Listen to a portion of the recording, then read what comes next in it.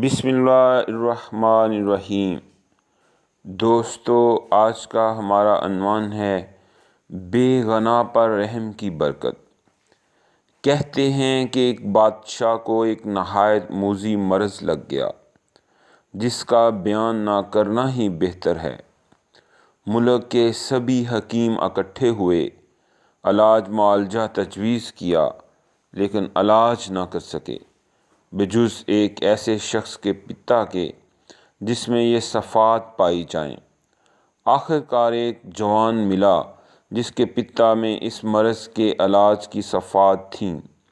وہ جوان دیہاتی والدین کا اکلوتا بیٹا تھا۔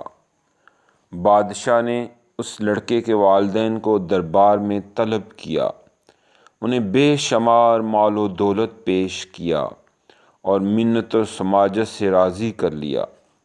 ملک کے قاضی نے اس لڑکے کی جان لینے کا فتویٰ دے دیا، کیونکہ حکماں نے بتایا تھا کہ اس سے بادشاہ کی جان کی سلامتی ہے، اور اس نے کہا اس جوان کا خون بہانا جائز ہے۔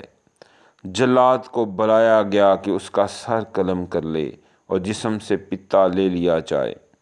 اس حال میں کھڑے لڑکے نے اپنا سر آسمان کی طرف اٹھایا اور مسکرایا۔ بادشاہ یہ ماجرا دیکھ رہا تھا۔ اس نے جلاد کو روک کر لڑکے سے مسکرانے کی وجہ پوچھی اور کہا، یہ موقع مسکرانے کا ہے یا رونے کا؟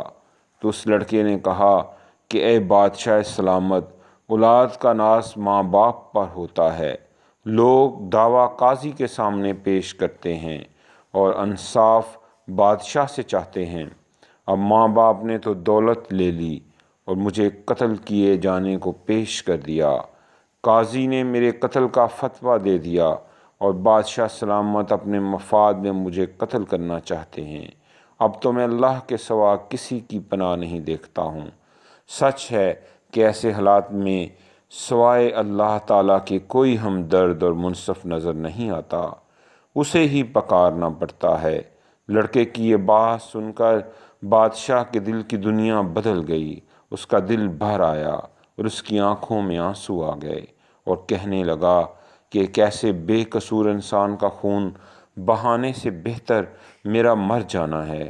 آگے بڑھ کر جوان کے سر اور آنکھوں کو بوسہ دیا، بغل گیر ہوا، اسے چھوڑ دیا اور بہت زیادہ مال و دولت اس کے ہمراہ بھیج دیا تاکہ والدین کے پاس چلا جائے۔ کہتے ہیں بادشاہ اس کے بعد جلد ہی صحت یاب ہو گیا، جیسے کبھی اسے کوئی موذی مرض ہوا ہی نہ ہو۔ اس سے ہمیں یہ درس حیات ملتا ہے کہ کسی بے گناہ کو معاف کرنا یا رہا کرنا بہت بڑا صدقہ ہے۔ انصاف اور احسان سے بڑھ کر کوئی موذی بیماری کا علاج نہیں۔ یاد رہے کہ بندے میں مرض اس کے جرم و گناہ کی وجہ سے آتا ہے اور توبہ و معافی سے ٹل جاتا ہے۔ بندوں کے ظلم کا انصاف صرف اللہ تعالیٰ ہی کر سکتا ہے۔ دوسروں کی مصیبت و تکلیف سے الگ رہنا عقل مندی نہیں ہے۔